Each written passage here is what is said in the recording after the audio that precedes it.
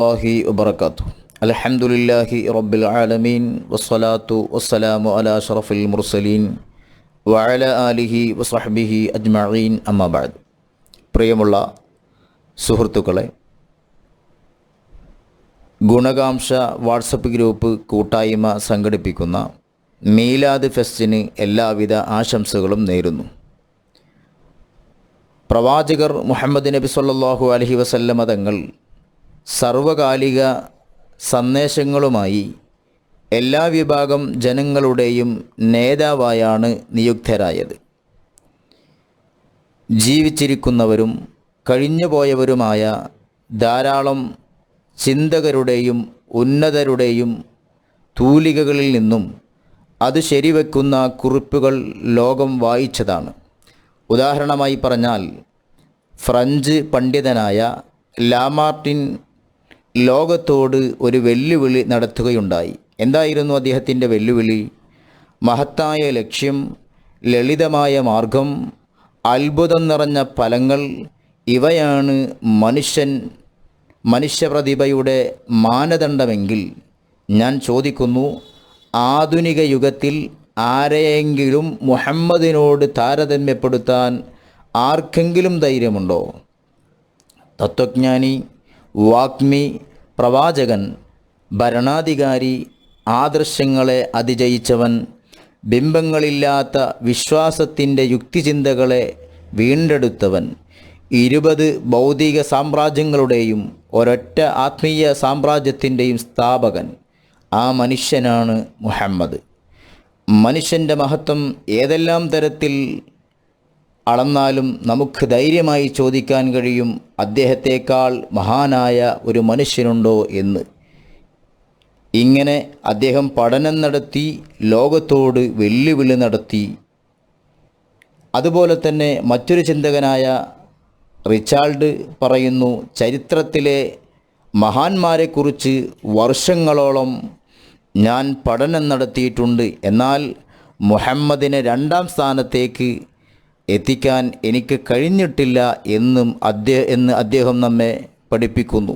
ഇങ്ങനെ ധാരാളം ചിന്തകന്മാർ, അതുപോലെ തന്നെ ഒരുപാട് ദൈവീക ഗ്രന്ഥങ്ങളിൽ ആ നബി സല്ലല്ലാഹു അലൈഹി വസല്ലമ തങ്ങളെക്കുറിച്ച് പുകഴ്ത്തി പറഞ്ഞിട്ടുണ്ട്.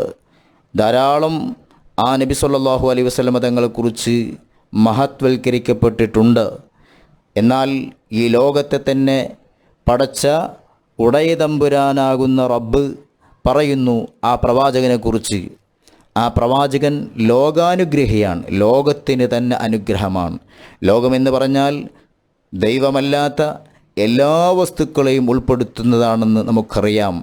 എല്ലാത്തിനും ആ പ്രവാചകൻ അനുഗ്രഹിയാണ്. ചേതന അചേതന വസ്തുക്കൾക്ക്, മറ്റു ജീവികൾക്ക്, എല്ലാ വസ്തുക്കൾക്കും ആ പ്രവാചകൻ അനുഗ്രഹിയാണ്.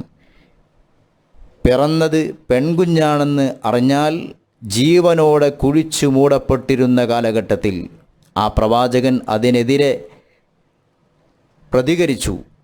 ആ പെൺകുഞ്ഞിനെ കുഴിച്ചു മൂടാൻ പാടില്ല, അത് വലിയ പാപമാണ്, തെറ്റാണ് എന്ന് പഠിപ്പിച്ച് സ്ത്രീകൾക്ക് ജീവിക്കാനുള്ള അവകാശം, സ്വാതന്ത്ര്യം നേടിക്കൊടുത്ത പ്രവാചകൻ. ഇന്ന് സ്ത്രീകളുടെ സമത്വത്തെക്കുറിച്ച് വാതോരാതെ സംസാരിച്ചു കൊണ്ടിരിക്കുന്ന ഈ കാലഘട്ടത്തിൽ ഈ സ്ത്രീകളുടെ ജീവന് വേണ്ടി പോരാടിയ മനുഷ്യനാണ് മുഹമ്മദ് നബി സല്ലല്ലാഹു അലൈഹി വസല്ലമ തങ്ങൾ എന്ന് നാം അറിയേണ്ടതുണ്ട്, മനസ്സിലാക്കേണ്ടതുണ്ട്. അതുപോലെ തന്നെ ആ പ്രവാചകൻ തൻ്റെ അനുയായികളോട് പറഞ്ഞു, തൻ്റെ സഹോദരൻ്റെ പ്രൈവസിയിൽ കൈകടത്താൻ പാടില്ല. അഥവാ സഹോദരന്മാരോടുകൂടെ നിൽക്കുമ്പോൾ നിന്ന സ്ഥലത്ത് നിന്ന് ഇടഭാഗത്തേക്കോ വലഭാഗത്തേക്കോ തിരിഞ്ഞു നോക്കി സഹോദരന്മാരിലേക്ക് തിരിഞ്ഞു നോക്കാൻ പാടില്ല. കണ്ണുവെട്ടിച്ചിട്ടുള്ള നോട്ടം പാടില്ല. അത് ആ സഹോദരൻ്റെ പ്രൈവസിയെ നഷ്ടപ്പെടുത്തലാണെന്ന് പ്രവാചകർ പഠിപ്പിച്ചു, ജീവിതത്തിൽ തന്നെ കാണിച്ചു തരികയാണ്.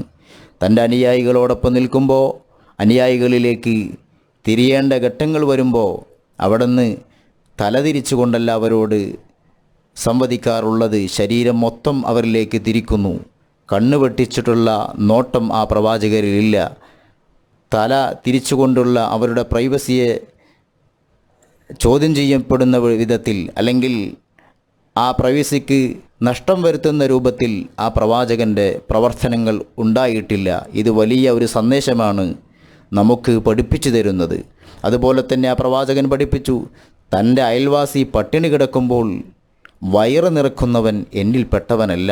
അവൻ ഏത് മതക്കാരനായാലും, മതമുള്ളവനും മതമില്ലാത്തവനും ഏതാൾ ആയാലും അവന് ഭക്ഷിപ്പിക്കാതെ വയറ് നിറക്കുന്നവൻ എന്നിൽപ്പെട്ടവനല്ല എന്ന വലിയൊരു സന്ദേശം നബി സല്ലല്ലാഹു അലൈഹി വസല്ലം തങ്ങൾ ലോകത്തോട് പഠിപ്പിക്കുകയാണ്. ഇങ്ങനെ ധാരാളമായി ഒരുപാട് കാര്യങ്ങൾ ആ നബിതങ്ങളിൽ നിന്ന് നാം വായിക്കുകയും പഠിക്കുകയും ചെയ്യേണ്ടതുണ്ട്.